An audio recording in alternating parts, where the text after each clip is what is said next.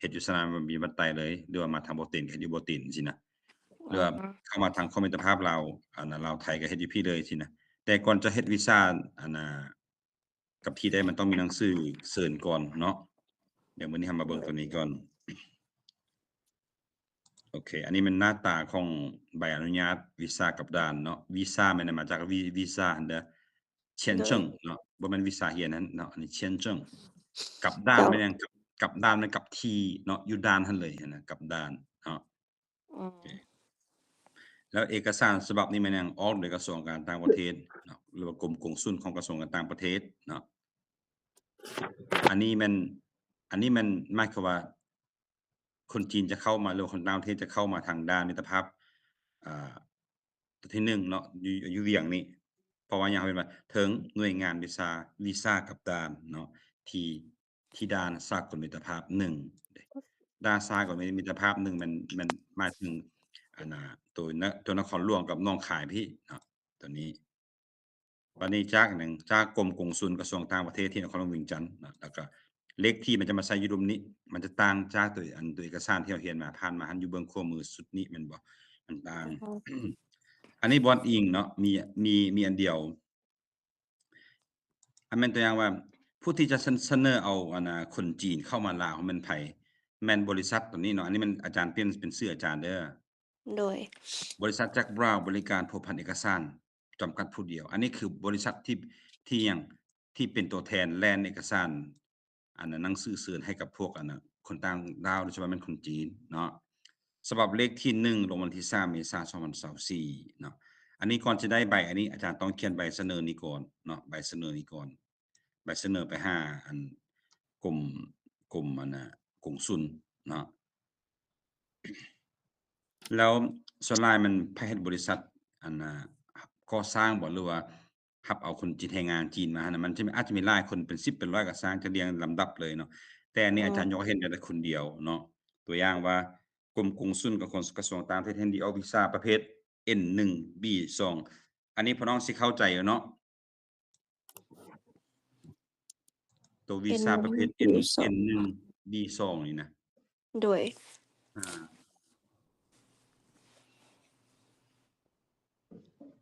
เป็นวีซาที่ว่าอันสามารถเฮ็ดเวียกได้อยู่ลาวเนาะ แล้วก็สามารถอยู่ได้ระยะ3เดือนขึ้นไปบ่อาจารย์อืบ่แน่ใจมว่าอาจารย์สิเข้าใจถูกบ่เนาะประมาณนี้ N หรือ N1 หรือว่า B2 เนาะให้แก่นักลงทุนประเภทต่างประเทศจำนวน1คนผู้ที่เข้ามานี่มันเป็นนักท่องเที่ยวโทษเป็นนักธุรกิจเป็นนักลงทุนเนาะหมายความว่าผู้ที่เข้ามานี่นะจะมาถือวีซาอยู่ลาวนี่เพื่อหยังเพื่อดำเนินธุรกิจหรือว่าเฮ็ดธุรกิจใดหนึ่งเนาะ ถ้าว่าเข้ามาเป็นแรงงานก็เขาก็เขียนใส่เนาะให้แก่แรงงานต่างประเทศจำนวนเท่าไร100คนบ่10คนบ่ก็แล้วแต่เนาะเขียนใส่แล้วก็อันนี้มันตารางหน้าตาของเอกสารที่ว่าขอวีซากับด่านจะเป็นจังซี้เนาะมันจะมีลำดับชื่อนามสกุลสัญชาติแล้วก็หนังสือผ่านแดนเลขที่เท่าใดเนาะ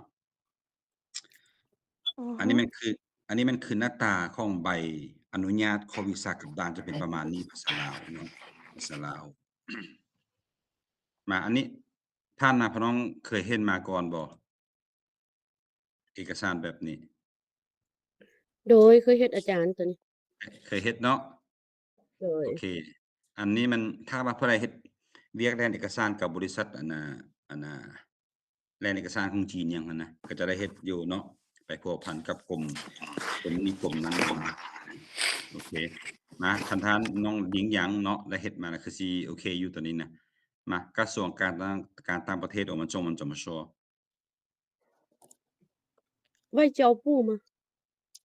外交ว่า部 จะ OK 外交部เนาะ外交มันหยังมาจากคำว่า交流外หยัง外国เนาะ跟外国人交流的一个部门เนาะแต่ว่าเขาเว้าย่อว่า外交部外交部好下一个公公孙怎么说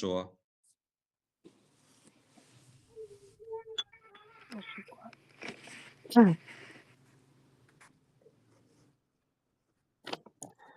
มีไผติดตามอาจารย์บ่เมื่อวานเนี่ยอาจารย์ได้เอาคำศัพท์เกี่ยวกับการทูตลงอยู่เพจอาจารย์นั่นน่ะจะมีคำนี้นำกรมกงสุล หรือว่ากงสุล你们知道吗？中文怎么翻译？不知道OK นะ我们分一下公司เนาะหรือว่า局公孙มันยัง比大使馆还要小一些啊我们叫领事馆领事馆领事馆领事馆好我们看一下ใบอนุญาต怎么说ใบอนุญาต许可证吗许可证好 visa กลับด้านนะ怎么说 visa 签证签证好กลับด้านเด็กกลับที่口岸可以这么说我们叫落地签证落地签那落地是什么意思呢到了我们国家之后才办这个签证所以我们叫落地签落地签对好的好藤的怎么说藤是OK 治OK 治谁คำว่า治นี่นะมีความหมายว่าเรียนตึมตัวอย่างว่าเวลานะก้าวบทนี่นะ治什么什么什么治เรียนหรือว่าถึงโอเคหน่วยงานวิชากับด้านหน่วยงาน怎么说หน่วยงาน怎么说上次我们说过了单位单位มัน工作单位เนาะอันนี้บ่แม่นคือหน่วยในงานเอิ้นมายังผู้เหมือนภาคส่วนหั่นเด้แม่นบ่ด้วยผู้เหมือนหั่นเด้แม่นบ่โอเคเอาบัดนี้ด้านสากลเด้ด้านสากล怎么说国际什么国际口岸国际口岸好国际口岸มิตรภาพ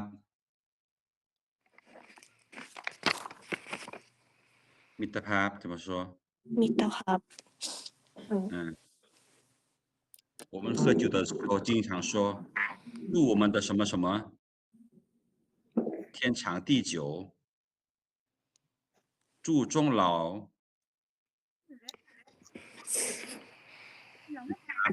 知道吗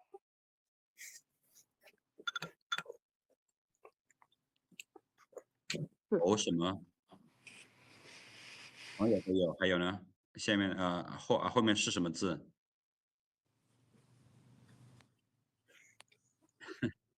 你们有没有听过友谊这个词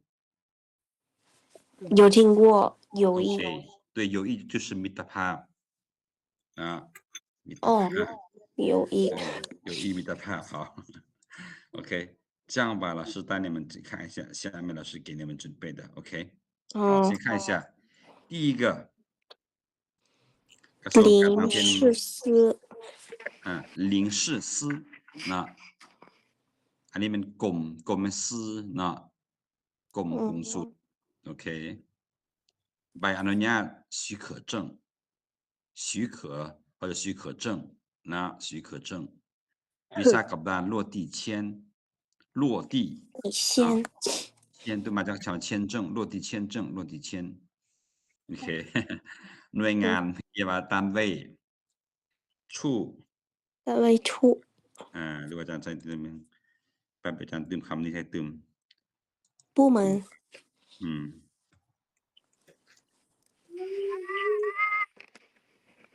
部门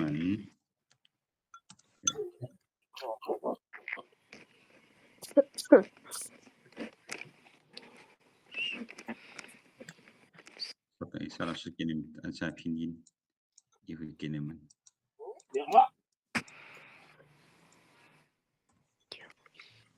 友谊好友谊มิตรภาพเด้ด้านสากลนะด้านสากล国际口岸国际口岸เนาะ国际口岸มิตรภาพให้อาจารย์เขียนใส่บ่友谊โดยมิตรภาพโอเคอาจารย์เขียนให้ฉันแป๊บเดียวแปลตัวนี้ก่อน国际口岸บัดนี้มิตรภาพแป๊บเดียว等一下啊老师呢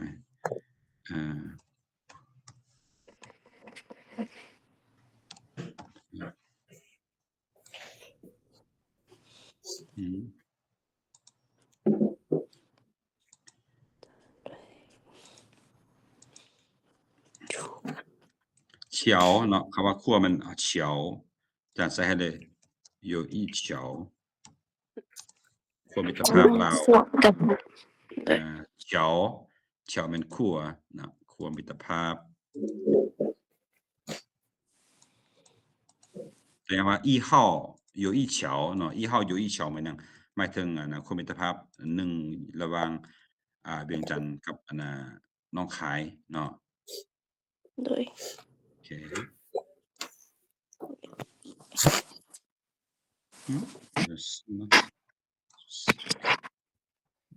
OK 我们看一下นะบัดนี้การบริการ好不好服务那服务呢可以做动词也可以做名词นะการบริการการให้บริการหรือว่าบริการ都可以 OK บัดนี้พัวพันเอกสาร文件联络เนาะ联络มันการพัวพันการติดต่อเนาะโอเค文件มันเอกสารโดยบัดนี้คำว่าเห็นดี你同意吗同意นอกจาก同意แล้วยังมีคำใดที่ว่าแปลว่าเห็นดีนะ你们还有谁知道吗这个很ดี除了这个之外还有什么同意之外还有什么想一下好的可以想一下因为在汉语里面还有很多词是那个意思是相同的我们叫近义词นะ近义词คำศัพท์ที่มีความหมายใกล้เคียงกันหรือว่าคือกันนะ赞同可以吗赞同 OK 还有吗赞同同意赞同可以还有一个甚至还有几个你们有没有听说过认同这个词认同对估计没有我这边对我给你写一下认同认可认可是可能就是认可มันเนี่ยก็เหมือนเฮาเห็นว่ายอมรับเนาะยอมรับอ๋อนี่เห็นดี赞同อันบ่赞同对好นักลงทุนบัดนี้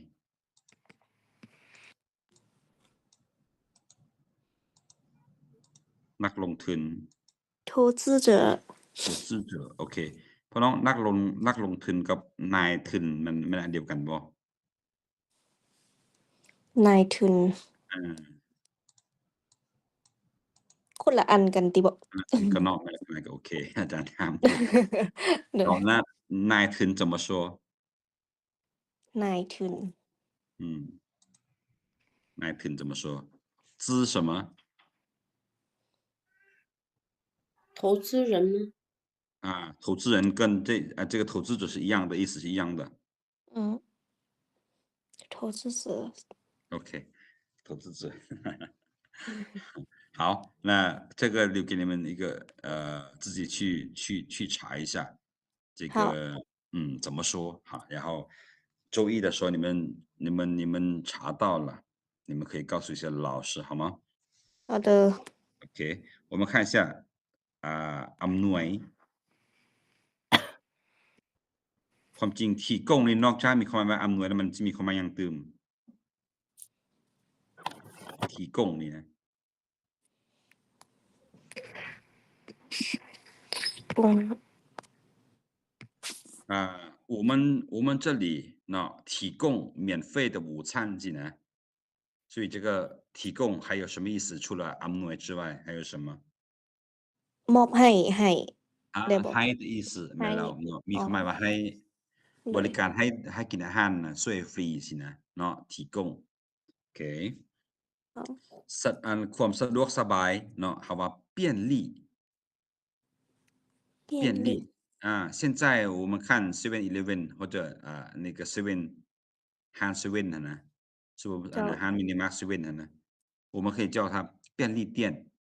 เนาะ便利店มันห้างสะดวกซื้อเนาะต้องการหยังก็ไปเข้าไปแล้วซื้อได้รถจังซี่นะเนาะโอเคบัดนี้ออกวีซ่าให้บัดนี้签发เนาะ签发签证签发签证เนาะ签发มัน动词签证มันอันน่ะ名词เนาะบัดนี้แจ้งการมัน通知โอเค通知除了通知之外还有什么通告通告 OK 还有什么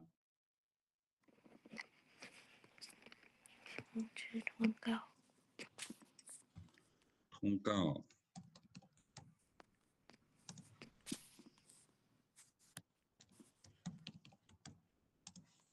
公告也可以公告公告คล้ายๆกับว่าเป็นประกาศแจ้งการให้ได้คนฮู้น่ะเนาะ公告公告好还有吗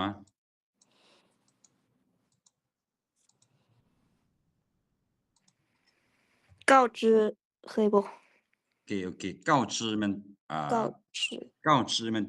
จะมีความหมายไปไกลนิดนึงแล้วเนาะ告知มันหยังบอกให้ทราบ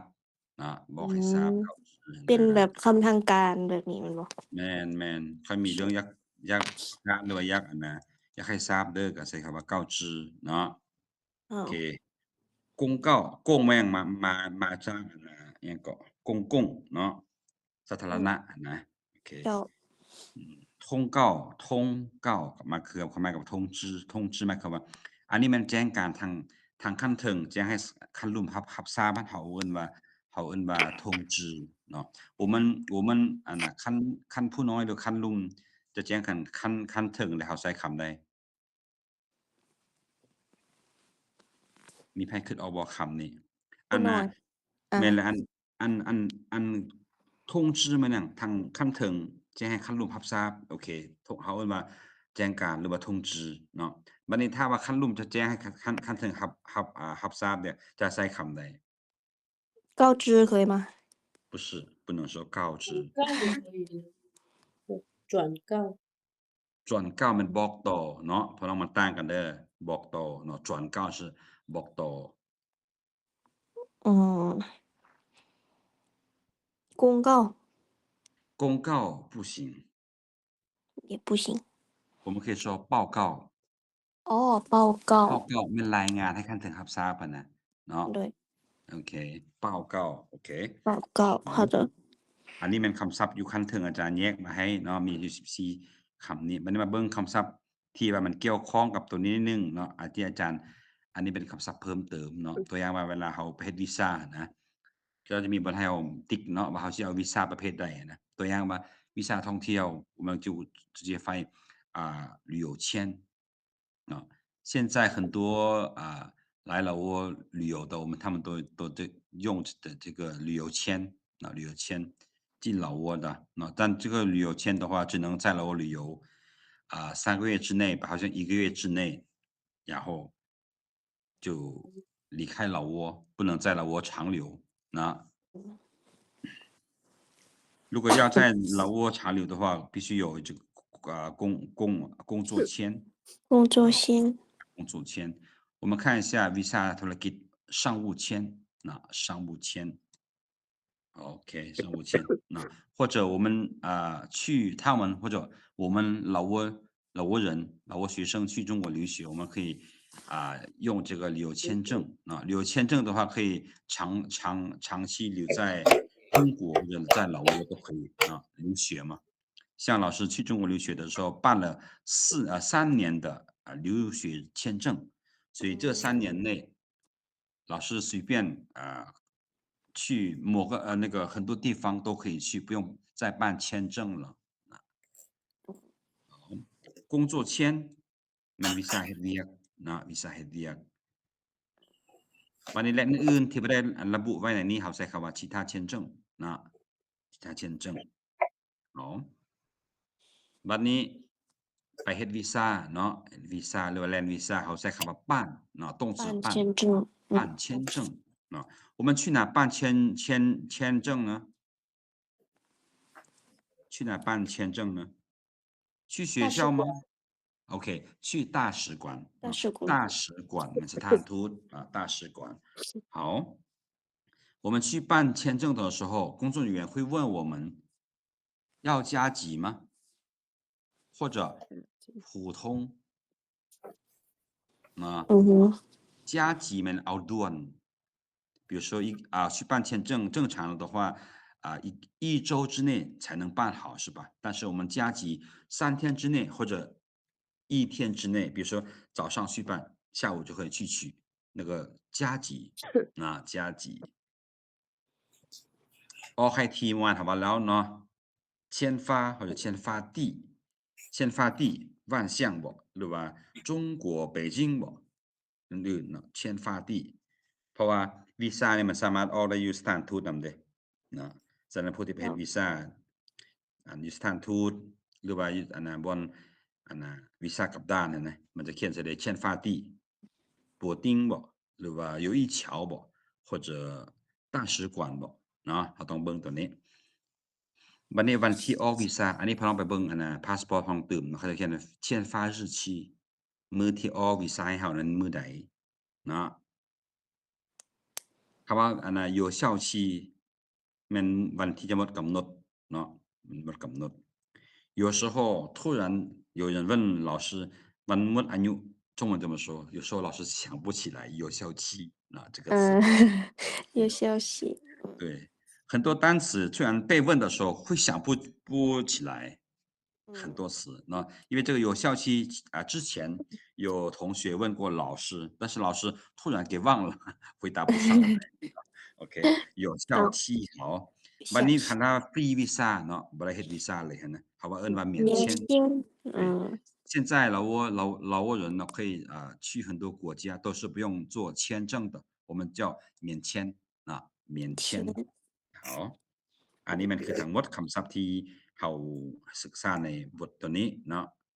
เรามาเบิ่งตัวอย่างที่เฮาแปลเบิ่งว่ามันมีจังไดตัวอย่างตัวนี้โอเค口岸签证许可治OK พน那许可证แล้ว许可函กันได้เลยเด้อ对证证或者函 OK 都可以治谁是谁发字จากใส่发字นี่พี่น้องเขาใช้ว่า签证处หน่วยงานเนาะหน่วยงานวีซ่ากับด้านต่อมามัน老挝外交部领事司万象首都อันนี้根据编号做编号เมื่อกี้อาจารย์ลืมบอกลืมอธิบายพี่น้องตัวนี้อันนี้นะตัวย่อมาจากตัวนี้เด้อต่อปทมันมาจากกระทรวงการต่างประเทศเนาะกสมันมาจากคำว่ากงสุลโอเคนี่คือตัวย่อกงสุลเนาะ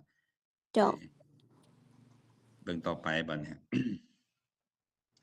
根据这个报文件服务有限公司独资企业提交ตอนนี้提交แม่นที่ได้เสนอข้อไปเนาะหรือว่าที่ได้ยื่นไปเนาะคำว่า提交เนี่ยพี่น้องยื่นเนาะตัวอย่างว่าเวลาพี่น้องสมัครขึ้นไปเรียนจีนก็คือกันเนาะสมัครทางออนไลน์หั่นนะหลังจากประกอบฟอร์มแล้วมาปึ๊บแล้วมันจะมีบนให้เรากดว่า提交หั่นนะ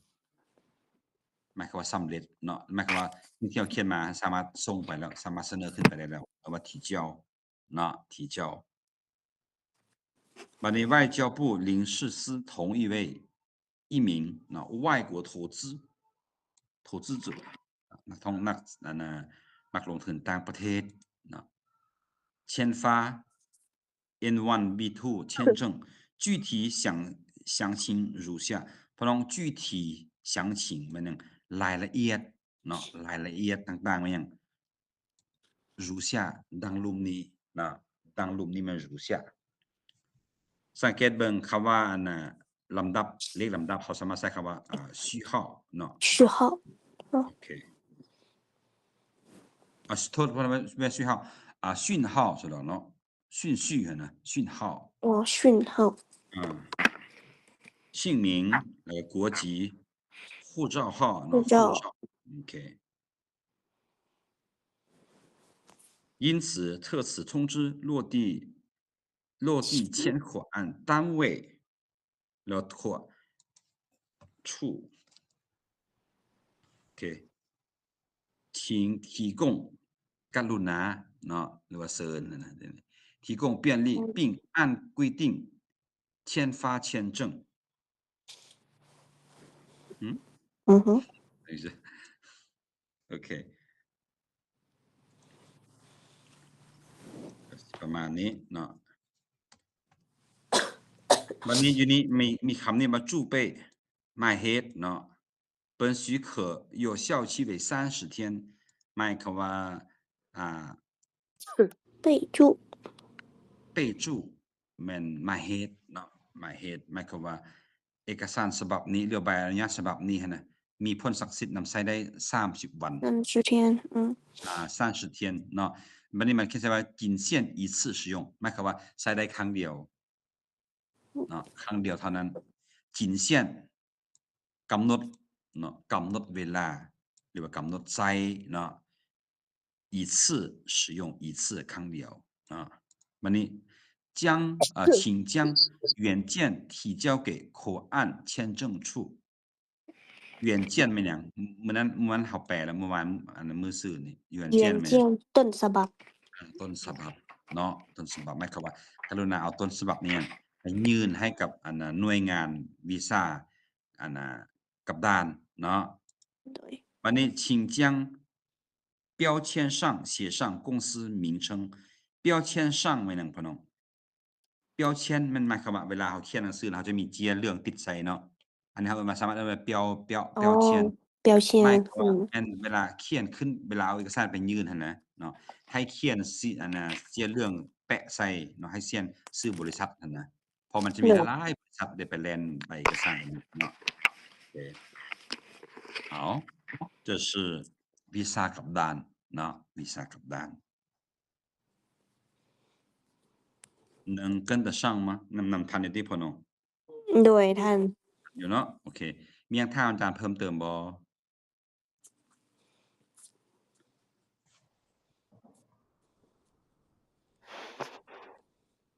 有吗没有了没有了是吧好ผู้ใดแล่นเอกสารนี้ผ่านมาแล้วก็โอเคไผที่ยังบ่ทันแล่นเทื่อมื้อหน้าอยากไปเฮ็ดเวียกกับพวกแล่นเอกสารหั่นนะบริษัทแล่นเอกสารสามารถเอาเอกสารของอาจารย์ไปแลใช้ได้เลย好OK那下面我们就看一下其他的เอกสารตัวที่2บัดนี้เอกสารตัวที่2มันอาจารย์จะสอนตัวนี้ให้เอกสารเกี่ยวกับใบอนุญาตมาดูโอเคใบอนุญาตข้อตาประทับเวลาไผมีบริษัทใดหนึ่งขึ้นมามันต้องมีการจำฉะนั้นการจำเขาต้องมีการเขียนคำร้องไปขอเขาเจ้าก็สิประมาณนี้โอเคอันนี้เป็นหน้าตาของใบอนุญาตนำใช้ตาประทับมันจะเป็นลักษณะนี้ใบอนุญาตนำใช้ตาประทับมันออกโดยไผออกโดยกระทรวงป้องกันความสงบกรมคุ้มครองสมนุษย์และก่อสร้างอาคารอันนี้แม่นบ่ที่มื้อนั้นมีผู้ถามอาจารย์นะแม่นอาจารย์แม่นโอเคน้องเป็นผู้ถามแม่นน้องแม่นบ่โอเคมื้อนี้เราจะได้เรียนแล้วมื้อนี้จะได้เรียนแล้วโอเคมาเบิ่ง บัดนี้เอกสารในกันเนาะมันจะมีเลขที่ต่างๆ อันนี้มีเอกสารอ้างอิงอยู่อันน่ะ3ฉบับเนาะ3ฉบับพอน้องเบิ่งตัวที่ 1 เอกสารนี่นะอันบ่อ้างอิงตัวที่ 1 ตัวที่ 2 นี่มันมีจริงเนาะถ้าอยากเฮ็ดอันน่ะข้อใบอนุญาตนำใช้ตามประทับแม่นหยังเราต้องอิงตามอันนี้เนาะ2อย่างนี้อันที่ 1แม่นหยังอิงตามดำรัสฉบับเลขที่332/ลบลงวันที่ 1 ตุลา2018ว่าด้วยตาประทับเนาะตาประทับ 2อิงตามข้อตกลงว่าด้วยการเคลื่อนไหวการจัดตั้งและเคลื่อนไหวของกรมคุ้มครองสมนุครัวและก่อสร้างอาคารฉบับเลขที่945/ปกสลงวันที่3พฤษภาคม2023อันนี้แม่นเอกสารจริงเนาะส่วนตัวที่3บ่อิงตามแม่นหยังอิงตามใบวิสาหกิจของผู้ที่จะไปขอตามประทับพันว่ามันออกในมื้อใดฉบับเลขที่เท่าใดเนาะอันนี้เป็นอาจารย์เอาข้อมูลของอาจารย์ใส่ตัวอย่างว่าใบทะเบียนวิสาหกิจบริษัทแจ็คบราวน์จำกัดผู้เดียวเนาะฉบับเลขที่888/จทวลงวันที่17เดือน7ปี2024นะ2024อันนี้คือ3บ่อิงแล้วเนื้อในต่อมาจะเขียนจังซี่เนาะกรมคุ้มครองสมนุครัวและก่อสร้างอาคารกระทรวงป้องกันความสงบได้ออกใบอนุญาตนำใช้ตามประเทศไทยแก่ให้บริษัทแจ็คบราวน์จำกัดผู้เดียวเนาะมันจะมีชื่อลาวแล้วก็ชื่ออังกฤษพร้อมเนาะตัวนี้เพื่อนำใช้เข้าในเรียกงานทางราชการตามกฎหมายและระเบียบหลักการแล้วก็จะเขียนรายละเอียดดังนี้เนาะจำนวนตาประทับที่ข้อไปมันจะมีอยู่2หน่วยเนาะอันที่1แม่นหยังตาแปดเหลี่ยมเนาะจำนวน1หน่วยแล้วก็ตาซื่อแท้หรือว่าซื่อ1หน่วยเนาะดังนั้นกรมคุ้มครองสมนุครัวและก่อสร้างอาคารกระทรวงป้องกันความสงบจึงได้ออกใบอนุญาตนำใช้ตามประทับฉบับนี้เพื่อยังยืนการจดทะเบียนนำใช้ถูกต้องตามระเบียบกฎหมายแล้วก็หัวหน้ากรมเซ็นนะอันนี้คือหน้าตาของใบอนุญาตอันน่ะนำใช้ตาประทับเนาะตาประทับส่วนหลายเขาบอกว่าจำกาแม่นบ่ โดย มีผู้ใดเคยว่าบ่ว่าจำตานะ บ่มี ออก เนาะ ตลอดเลย โอเคจำกาเนาะจำกาโอเคอันนี้คือหน้าตาจังซี่เนาะบัดนี้ต่อไปอาจารย์สิเบิ่งให้พี่น้องมาเบิ่งคำศัพท์เลยเนาะเพื่อบ่เป็นการอ่าเสียเวลาเนาะตัวนี้อันน่ะดำรัดพี่น้องฮู้บ่ดำรัด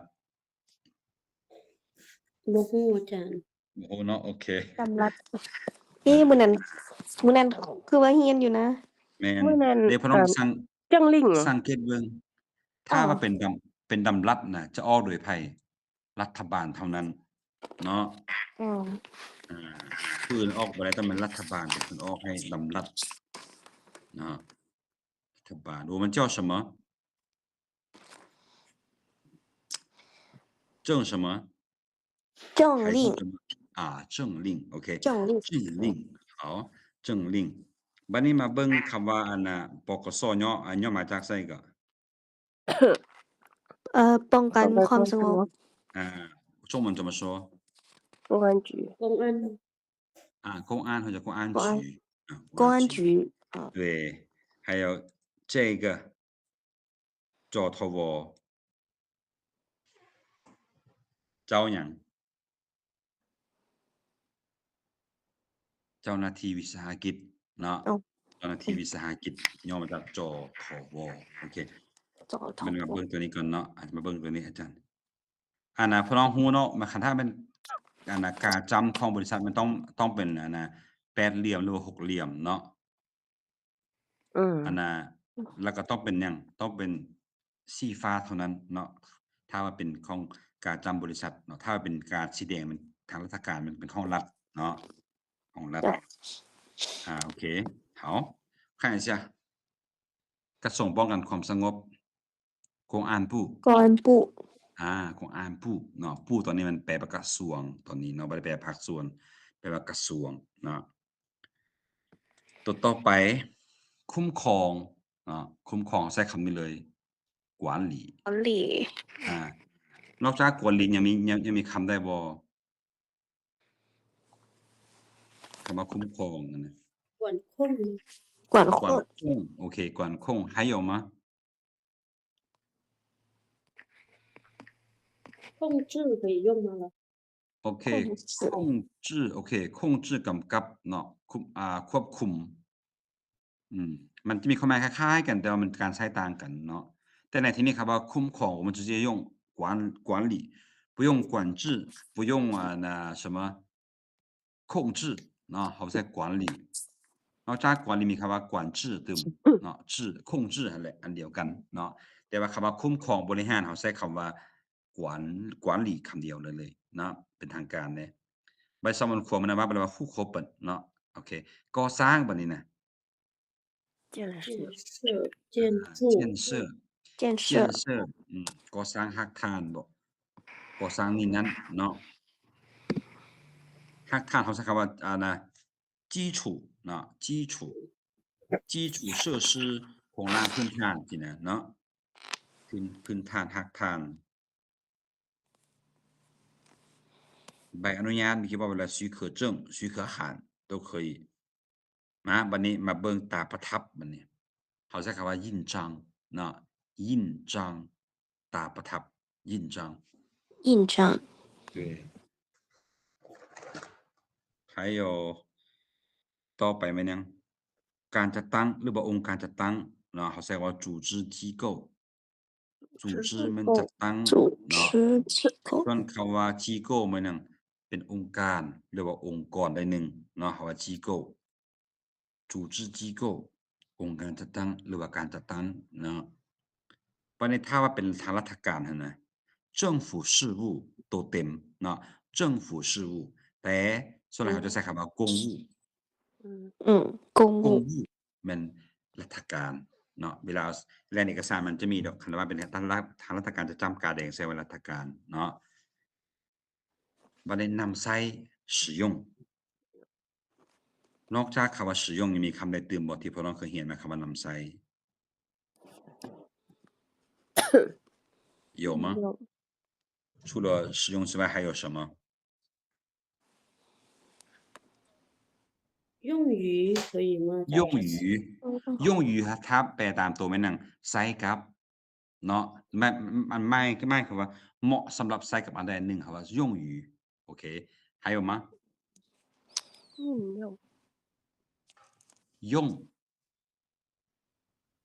用于使用利用还有吗还有什么利用โอเค利用ก็แม่นนำใช้คือกันแต่ว่า利用比如说我利用怎么说下课的时间เนาะ去打工บ่หรือว่า去补习บ่แล้วแต่เนาะโอเค利用用于使用มีความหมายว่าใช้หรือว่านำใช้หมดเนาะแต่การใช้จะต่างกันอันนี้มันจะไปเข้าข่ายกับอันนั้นหลักไวยากรณ์ให้พวกเราไปเบิ่งคืนตื่มเนาะตอนนี้บัดนี้หลักการระเบียบหลักการ法规คำว่า规则โทษ规则มันอันน่ะระเบียบหรือว่า ระเบียบ เนาะกติกาตัวนั้นน่ะส่วนคำระเบียบหลักการเขาใช้คำนี้เลยว่า法规เนาะ法规规กับมันความจริงมันก็มาจากคำว่า规则นั่นแหละเนาะ法มันอย่าง法律规则คันสิว่ามันยาวนะแต่เขาว่าสำหรับ法规นะ法规ระเบียบหลักการมาบัดนี้เฮามาเบิ่งคำว่าหน่วยเนาะอันนี้ผู้ผ่านมาพี่น้องเคยเห็นบ่คำว่าเหมย没没有是吧对比如说你们用过硬币吗你们在中国留学的时候你们用过硬币吗用过有用过那用币的量词你们用什么我有3什么硬币30枚硬币我有3枚硬币3枚ไหมเดี๋ยวใช้กับยิ่งปี้เนาะมันน่ะที่มันเป็นเหรียญหั่นนะหรือว่าเป็นเหรียญใส่เหรียญใส่แห่งงานต่างๆที่เฮามักเห็นอันน่ะแขกผู้ใหญ่อันน่ะการนำเพิ่นติดใส่เสื้อหั่นน่ะเฮาก็ใช้ว่าเหมยคือกันเนาะ一枚勋章หมายความว่าเหรียญการ1เหรียญนั่นน่ะเนาะฉะนั้นคำว่าอันน่ะเหมยนี่นะพี่น้องต้องจื้อไว้เนาะหลายคนบ่ค่อยฮู้เนาะหลายคนบ่ค่อยฮู้มื้อนี้พี่น้องได้เรียนแล้วให้พี่น้องจื้อนะ一枚硬币一枚勋章นะบัดนี้ออกให้แก่เหมือนเฮาเว้าไปแล้ว像是谁颁发หรือว่าหยังอีก像มัน发布于发布给ก็ได้向谁颁发向มันหยังไปที่ไปยังแก่นะประมาณนี้发布于ออกให้โดยออกให้โดยในคำหนึงอีกมื้อนั้นเราเรียนมาเพราะน้องจื้อบ่有有什么什么前 อาจารย์อันปานปูกับปานฟ้าหันคือกันบ่ อืมปันปันฟ้าปันฟ้ากับอันน่ะฟ้าปู้ติบ่น้องแม่นบ่ เพราะว่าปานปูบ่แม่นปานปูหรือว่า บ่แม่นปู้มันน่ะอันนั้นเขาว่าปานฟ้ากับฟ้าปู้พอน้องอันอาจารย์ถามคำนี้ก่อนออกให้โดยนะมื้อนั้นเราเรียนคำหนึงเพราะน้องจื้อบ่ เอ่อ คำว่า有หั่นน่ะ有谁签发หั่นน่ะเนาะให้ไปเบิ่งคืนเด้ออยู่บทที่ได้อาจารย์บ่แน่ใจแต่เราเรียนมาแล้วเนาะ对โอเค 哦有什么什么先发对有什么什么什么签发有什么什么单位签发หั่นน่ะเนาะ 好 โอเคอันนี้แม่นคำศัพท์เนาะสำนวนที่อาจารย์คัดมาจากบทเรียนอยู่ข้างเทิงหั่นเนาะให้พี่น้องไปเบิ่งคืนต่อมามันยังด้านลุ่มนี่แม่นคำศัพท์เพิ่มเติมที่เกี่ยวข้องกับอันนี้แหละเนาะอาจารย์คิดว่าเกี่ยวข้องอาจารย์ก็เลยไปซอกมาให้ตืมเนาะ我们必须签字签字我们做成文件的时候最后要签字然后盖章เนาะ盖章บัดนี้จำกาหมายความใช้คำว่า盖章เนาะ盖章盖มันอันน่ะ动词เนาะจำเนาะ盖房子มันตั้งเรือน盖章มันจำกาเนาะ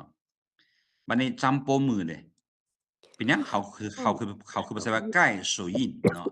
มันบ่ใช้คำว่า盖แล้วจะใช้คำว่า按按เนาะ按手印按มันกดคือกัน按เนาะกด手ลงไป 印按手印手印มันลายมือเนาะลายนิ้วมืออะนะมือของนิ้วมือแต่ละคนเบิ่งจะมีลายเนาะเขาเอิ้นว่า手印เนาะลายมือลายนิ้วมือบัดนี้เอกสาร文件นะคราวนี้อาจารย์สิถามพี่น้องตื่มคำว่าเอกสารเนาะนอกจาก文件แล้วยังมีคำใดตื่มที่แปลว่าเอกสาร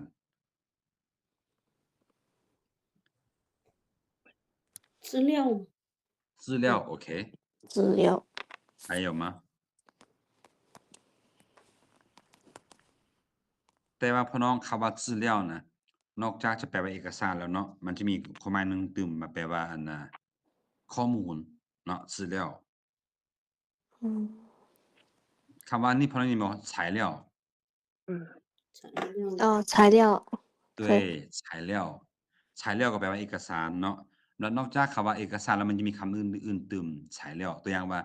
วัตถุดิบเนาะตัวอย่างอาจารย์อยากเฮ็ดอันน่ะออกล่ามซื่อซะมันต้องมีวัตถุดิบหยังต้องมีหนังควายต้องมีอันน่ะสะข้านต้องมีผักนี่ผักนั้นหั่นน่ะอันนี้เขาเอิ้นว่า材料คือกันเนาะ嗯要做菜必须准备材料หั่นน่ะโอเคเนาะ材料资料文件好下一个ต้นฉบับเนาะเมื่อกี้ว่าไปแล้ว原版原件ได้หมดเนาะ原件原版一样的意思是一样的เนาะ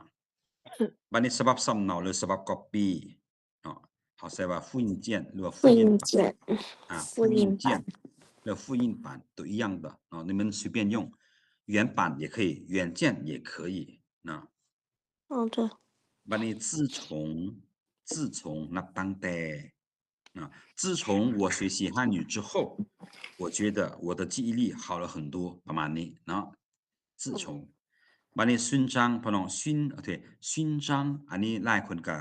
คือสิบ่ได้เรียนมาเทื่อเนาะอาจารย์สิแปลว่านั่นแปลว่าเรียนกาแรงงานบ่เรียนกาต่างๆที่รัฐบาลมอบให้น่ะแล้วเรามักติดแต่ชื่อหั่นอันนี้เอิ้นว่าอันน่ะ勋章一美勋章三美勋章นะประมาณนี้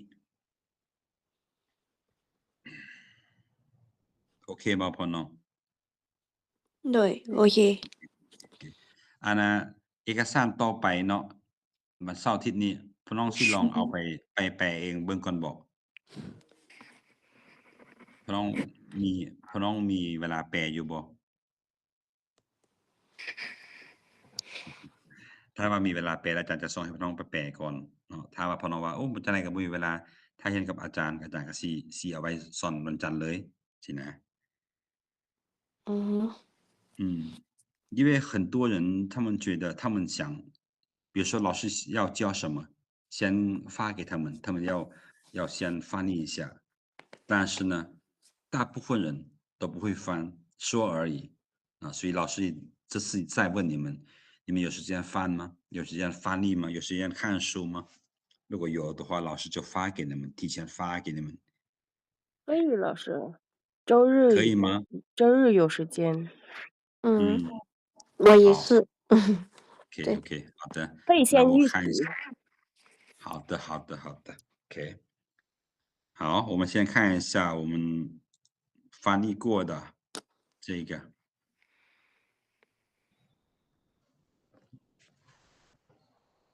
OK 政府颁发的第322号文件关于印章规定พี่น้องอันน่ะเมื่อกี้ว่ากรมคุ้มครองนะตัวนี้พี่น้องใส่คำนี้เด้อ户籍管理有基础建设司กรมคุ้มครองสมนุครัวและอาคารก่อสร้างนะเป็นตัวนี้เนาะตัวนี้โอเค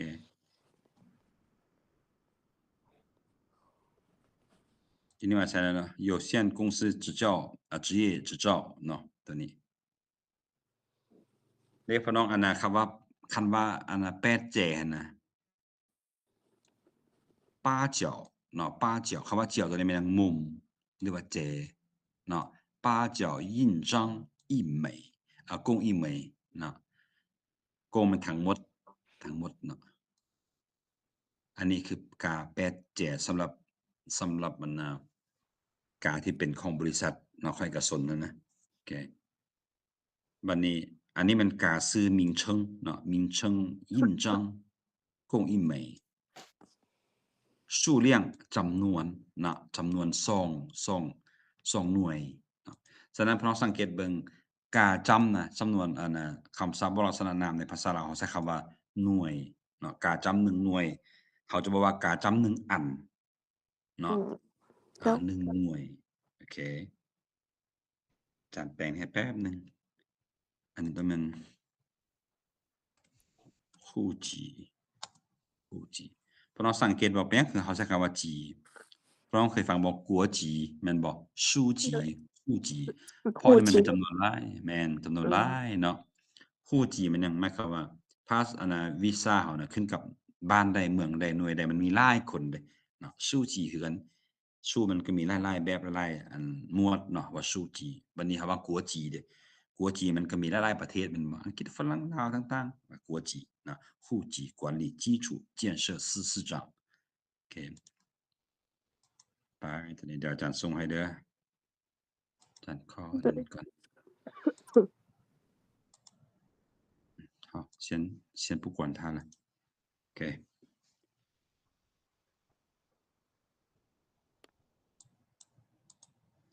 第3个文件我们写什么呢我看一下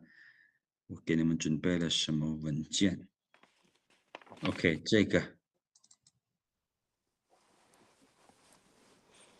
เอกสารที่3ที่จะเรียนในมื้อนี้เนาะอันน่ะถ้าว่าอาจารย์เว้าไวหรือว่าอาจารย์สอนไวหั่นน่ะพี่น้องสามารถเสนออาจารย์ได้เด้อเพราะอาจารย์บ่ฮู้ว่าอันน่ะเรียนมื้อละ 2-3 เอกสารนี่มันสิน้อยโพดสำหรับพี่น้องบ่หรือมันสิหลายโพดบ่เนาะ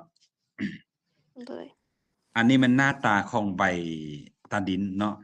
ใบตาดินมันขนาดเจียมันเจีย A3 บ่เนาะบ่แม่น A4 ธรรมดามันเป็น A3 จะยาวๆเลยเนาะหลายคนอาจจะเห็นมาก่อนเอาเป็นสีเหลืองๆหั่นน่ะเพื่อนำกันก่อนเอาใบหน้าตาของใบตาดินเนาะมันจะเป็นลักษณะนี้พี่น้องเนาะเลขเครื่องหมายกาซาดแล้วก็คำขวัญแล้วก็หน่วยงานที่ออกเอกสารฉบับนี้เนาะเราจะใส่ว่าอันนั้นเลขที่เท่าใดออกให้ครั้งที่เท่าใดครั้งที่3ครั้งที่4บ่เนาะแล้วก็ต่อมามันข้อมูลของดินนั้นว่าดินนั้นตั้งอยู่ไสเนาะตั้งอยู่ไสแขวงใดเมืองใดบ้านใดหน่วยใดนะอันนี้มันใบยั่งยืนบุคคลใบตาดินเนาะโทษใบตาดิน บุคคลหรือว่านิติบุคคลเนาะอันนี้เป็นข้อมูลอาจารย์เอาชื่ออาจารย์ใส่เนาะตามนั้นเลย แล้วมันจะมีแผนที่ตอนที่เขาเอาหั่นเนาะมาเป็นรูปลักษณะเป็นรูปอันน่ะคางหมู่บ่เป็นรูปสี่เหลี่ยมบ่หรือว่าเป็นรูปอ่ายาวบ่สี่เจซากบ่อันน่ะมันจะเขียนให้เบิ่งเลยว่าดินเขาเป็นลักษณะนี้เนาะอันนี้คือหน้าตาของมันจะเป็นแบบนี้เนาะที่ว่ามันความจริงข้อมูลมันก็อันน่ะบ่ได้มีหยังหลายเนาะมีแต่ข้อมูลของอันน่ะของบุคคลหั่นอาจารย์สิไปตัวคำศัพท์เลยเนาะคำศัพท์พอน้องเบิ่งตัวนี้เบิ่ง เนาะอาจารย์ได้แปลมาให้พี่น้องจังซี่เนาะตัวอย่างว่ากระทรวงทรัพยากรธรรมชาติและสิ่งแวดล้อมเนาะ自然资源与环境部不自然มันหยังแปลว่าธรรมชาติ 呀， เนาะโอเคเว้าเรื่องธรรมชาติ ว้าว อาจารย์จะถามพี่น้องเบิ่งนอกจาก自然แล้วยังมีคำใดตื่นที่แปลว่าธรรมชาติ ，hello，你好，ตัวอย่างว่าเนาะอาจารย์ยกตัวอย่างซะ 我有 เรา เฮื ไป อน ศัลยกรรมมาเนาะเราไปศั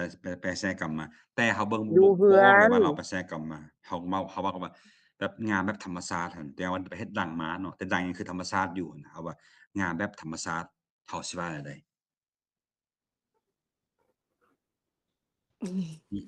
มีไผฮู้ ธ แห ร น่ รมศาสตร์ คำว่าธรรมชาติหั่นน่ะตัวอย่างว่าเรายิ้มน่ะพอยิ้มเรานี่คือเป็นธรรมชาติสุดๆนั่นน่ะสิว่าจั่งใด自然自 โอเค 然不是自然หมายความว่าธรรมชาตินี่มี2คำเนาะระหว่าง自然กับหยังตื่ม天然โอเค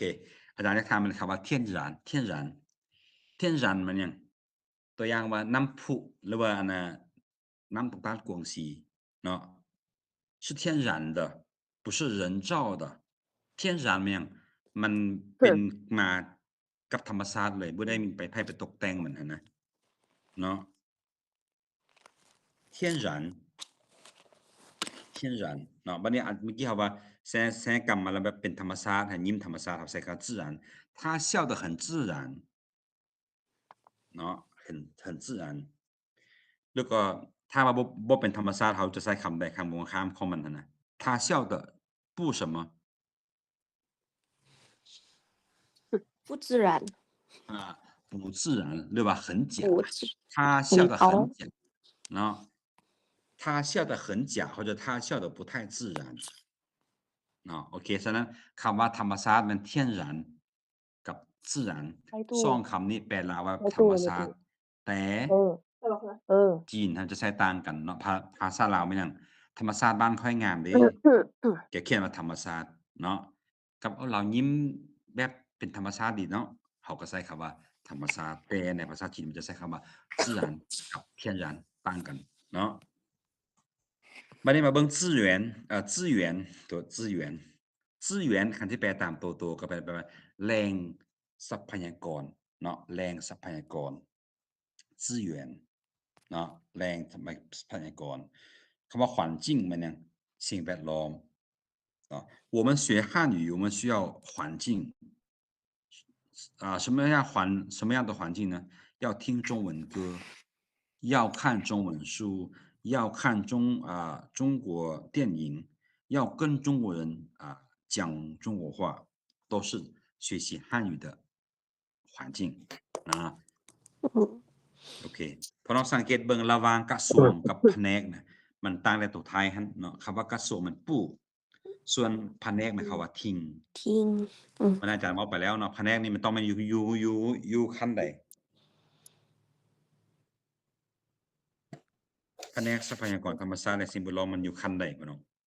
ขั้นบ้านบ่ขั้นเมืองบ่ขั้นแขวงบ่ขั้นประเทศบ่ขั้นหยัง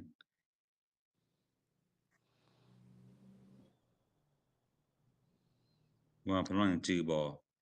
ถ้าว่ามันทิ้งหั่นน่ะแม่นขั้นแขวงพี่น้องเนาะ很会教育厅องค์การแผนกศึกษาแขวงสินะเนาะให้จื้อไว้เด้อบัดนี้ที่ตั้งของดิน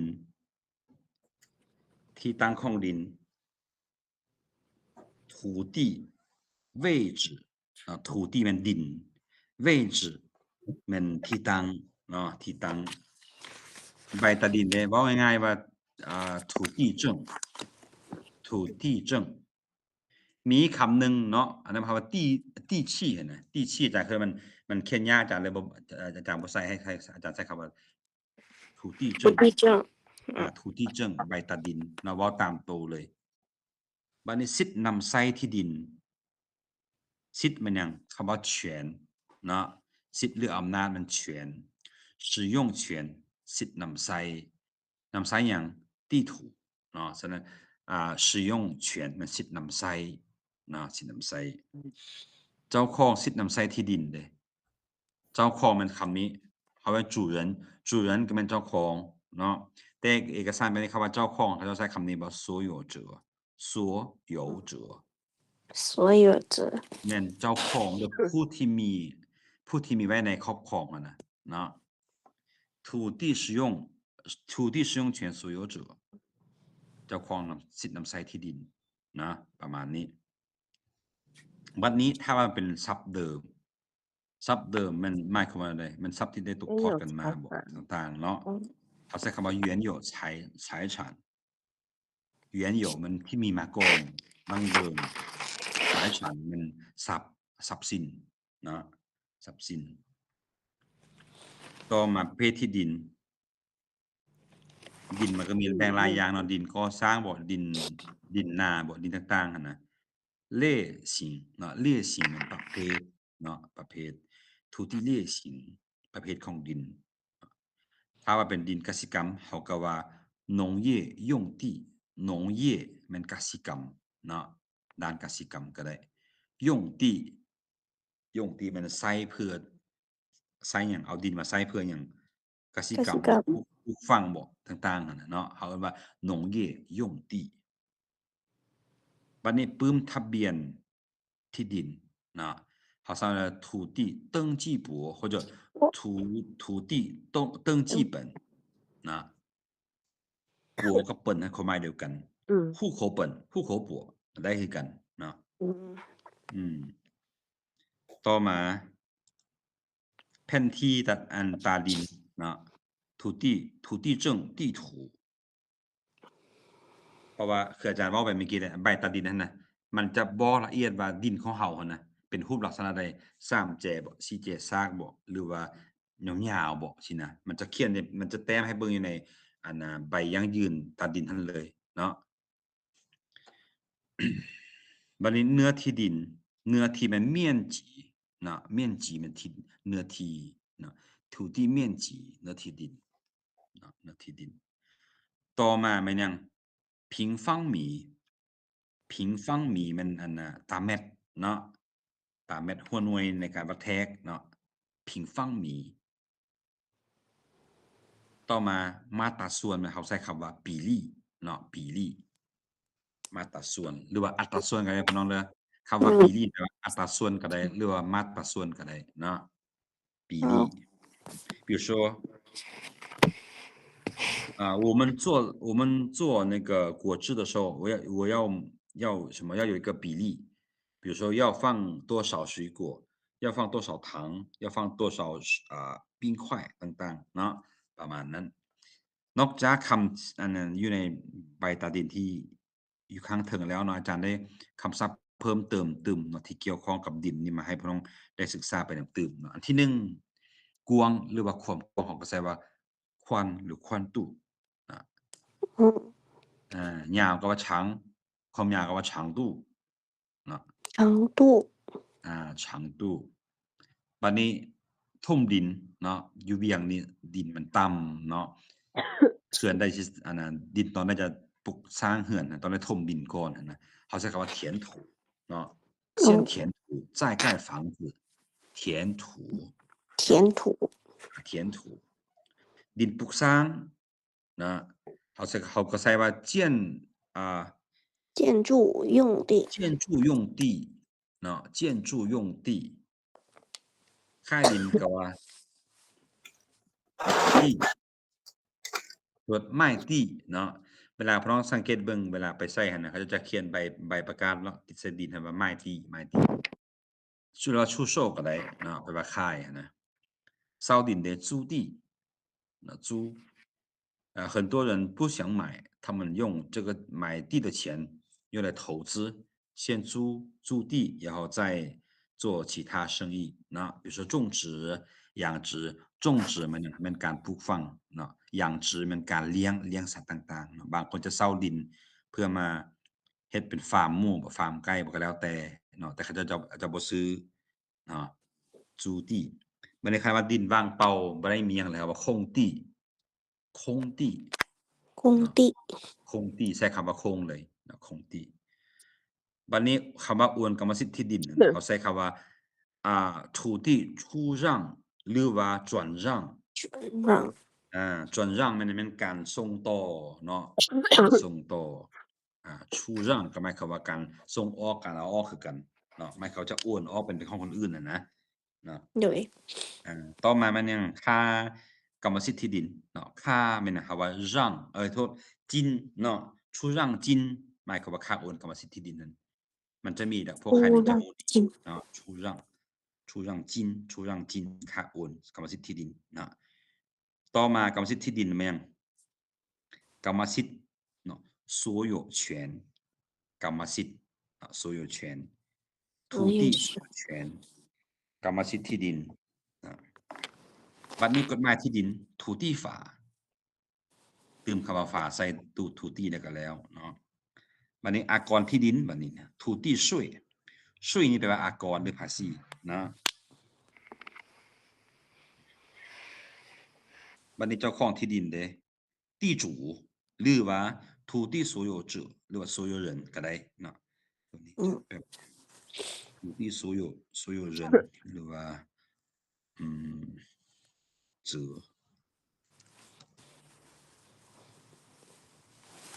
โอเค好โอเคพ่อน้องบัดนี้มาเบิ่งเด้อถ้าว่าเป็นดินของรัฐนั่นน่ะเขาใช้ว่า国有土地เนาะ国有土地ดินรัฐ国有土地这是国家的土地啊国有土地บัดนี้ดินส่วนบุคคลเด้个人个人土地个人土地常有权มันหยังเป็นสิทธิ์นำใช้แบบยาวนานเลยเนาะของลาวมันดินเฮานี่รุ่นปู่มอบให้พ่อมอบให้ลูกมอบให้หลานต่อแบบสินะอันนั้นเอาว่า常有权เนาะ不像中国的话土地都是国有土地เนาะ要租的他们来盖房子然后我们要买房子的时候就有70年的时间เนาะของจีนนะกฎหมายจีนนะเนาะเขาจะดินนะจะให้พวกนักธุรกิจมาเช่าสร้างตึกสร้างอาคารลงทุนสร้างตึกสร้างอาคารเนาะแต่ว่าสิทธิ์นำใช้นะ70ปีเท่านั้นหลังจากครบ70ปีแล้วก็ทุบทิ้งบ่มีสิทธิ์จะให้มอบให้ลูกให้เต้าบ่มันบ่คือบ้านเฮาเนาะทิ้งอันนี้คือบ้านเฮาถือว่ายังดีอยู่เนาะหมายความว่าเฮามีเงินส่ำใดได้ดินกว้างส่ำใดก็สามารถซื้อได้เนาะแล้วมอบให้เป็นทรัพย์สินให้ลูกหลานก็ได้นะแต่กินมันบ่ได้เด้อ70ปีเนาะ70ปีโอเคบัดนี้ลองมาเบิ่งเนาะมาเบิ่งอันน่ะที่อาจารย์แปลมาให้เบิ่งเนาะพ่อน้องโอ้อันนี้มันคือเป็นจังซี่ได้แป๊บเด้อสายธานีเซียนไปอยู่เทิงเดี๋ยวมันเอกสารอาจารย์เคลื่อนประมาณนี้เนาะ对自然资源部环境部万象市自然资源与环境厅แล้วก็สายธานีเซียนไปกระจายมือสายธานีเซียนอยู่ฝั่งใดฝั่งนี้ธานีเซียนฝั่งนี้สายธานีเซียน应该在这里OK在这里好สายธานีเซียน东都村บ้านดงดกบ้านกับเมืองอาจารย์สมยศขึ้นมาเด้อ โดย ยี่ห้อตั้นเหวียนเขาเขียนแล้วว่าหน่วย1เนาะหน่วย1发布数次3หมายความว่าดินตอนนี้น่ะได้เฮ็ดไปดินออกมาแล้ว3เทื่อเนาะเทื่อนึงอาจจะเป็นเทื่อนึงอาจจะเป็นของผู้นี้แล้วผู้นี้ขายต่อไปเฮ็ดใหม่ก็เฮ็ดเป็นครั้งที่2แล้วผู้ที่2ก็ขายต่อเป็นเทื่อที่3สินะเนาะ โดย โอเค บุคคล个人法人นิติบุคคลเนาะตามนี้เลยอาจารย์ใส่ตัวอย่างว่า发给谁จากบราวเซียนเฉิงตอนนี้แปลว่าเท้าเนาะ出生日期วันเดือนปีเกิดแล้วก็ใส่ตามนี้国籍老挝职业职员หมายความว่า职员ในตอนนี้แปลว่าพนักงานอย่างบ่เป็นพนักงานรัฐเนาะอาจจะเป็นพนักงานของเอกชนธนาคารบ่หรือว่าลาวโทรคมบ่หรือว่ารถเมล์รถไฟบ่แล้วแต่เนาะเขียนใส่反正现住址那个现在住址目前现在住址住址啊嗯โอเคอันนี้เนาะโอ้อาจารย์เป็นตันเว่ตันหยวนตันหยวนตันหยวนซันเนาะเซียนโอเคพี่น้องอันนี้มันอาจารย์แปลตามใบตาดินของอันของลาวเด้อ โดยธรรมดาเป็นอันน่ะ3号单元เนาะ在它里县万象市的万象省在它台แต่จะมีแปลตามลาวเด้อตอนนี้丈夫或者妻子姓名ถ้าว่ามีผัวมีเมียเนาะเขียนชื่อผัวเมียใส่หั่นต่างๆแบบเดียวเลยเนาะตอนนี้土地使用权取得方式คิดนำใช้เนาะที่ดินมันยังได้มาเฮาได้มาแบบใดหั่นนะ取得的方式หมายความว่าดินตอนนี้นะเฮาได้มาแบบใดเป็นมูลเดิมบ่พ่อแม่ปะไว้ให้บ่สินะอันนี้บ่แม่นเนาะอันนี้แม่น购买土地使用权หมายความว่าดินนี้เฮาได้มาจากหยังในการซื้อเนาะในการซื้อ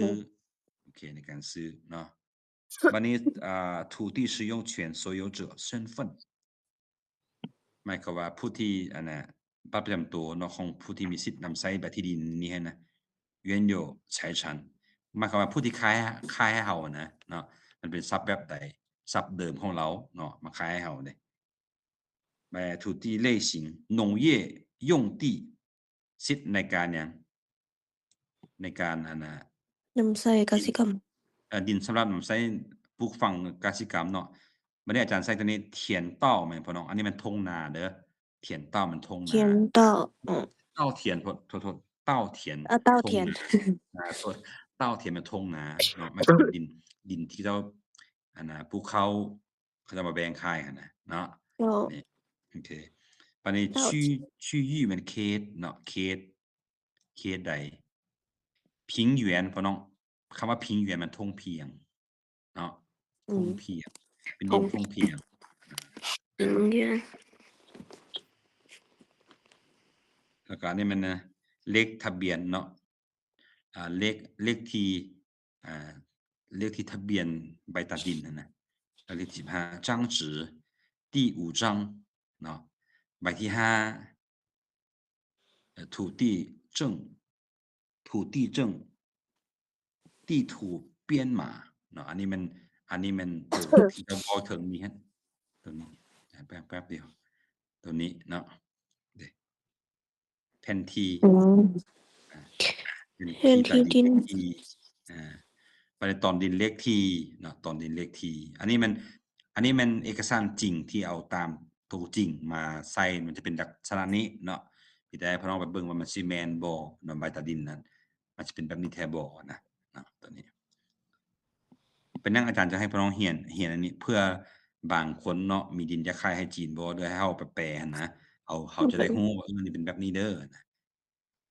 เพราะเดี๋ยวนี้จีนเข้ามาลาวนี่ก็หลายเนาะมาซอกซื้อดินซื้อดอนนี่ก็หลายนะโอเค地块编号块พอต้องแปลเป็นใส่块量词ของดินเด้เป็นตอนเป็นหยังนะใส่块บัดนี้อันนี้土地面积เนื้อที่ดินเนาะเนื้อที่ดินมีเขียนว่าไปแล้ว平方米ตามเมตรเนาะโอเค比例สัดส่วนเนาะสัดส่วนมัน1/500เนาะแล้วก็อันนี้มันแผ่นที่ดินแล้วก็อันนี้แม่นรัฐมนตรีเนาะรัฐมนตรีกระทรวงทรัพยากรเนาะธรรมศาสตร์และสิ่งแวดล้อมเป็นผู้เซ็นอันนี้เด้土地管理处长หมายความว่าผู้คุ้มครองเนาะหัวหน้ากรมคุ้มครองที่ดินเป็นคนเซ็น โอเคก็สิประมาณนี้ อันนี้มันใบอันน่ะใบตาลินเนาะ โดย โอเค มีหยังถ้าอาจารย์เพิ่มเติมบ่หรือว่า อันนี้อันพี่น้องไปเบิ่งก่อนก็ได้เนาะ เบิ่งก่อนแล้วถ้าว่ามีหยังสนใจหรือว่าอยากรู้คำศัพท์เกี่ยวกับตาดินก็ค่อยถามอาจารย์ใหม่ก็ได้เนาะ จ้ะ มื้อนี้โอเค มื้อนี้เวลายังอยู่อันน่ะ15หรือ16นาทีเนาะ แต่เนื่องจากว่าอาจารย์จะไปร่วมงานเลี้ยงรุ่นกันไปเห็นนักศึกษาไปเห็นจีน1,000 อันนะ โดย แล้วอาจารย์สิขออนุญาตเลิกก่อน15นาที แล้วก็บัดนั้นอาจารย์สิไปเติมใส่มือใหม่ให้เนาะ จ้ะ มื้อนี้เรียนมา3เอกสารเนาะ คิดว่าเอกสารเหล่านี้ก็พี่น้องอาจจะเห็นแล้วเป็นภาษาลาวแหน่แต่ว่ามื้อหน้ามีโอกาสแปลภาษาจีนก็ลองมาแลใส่ตัวอาจารย์สอนให้นี้เนาะ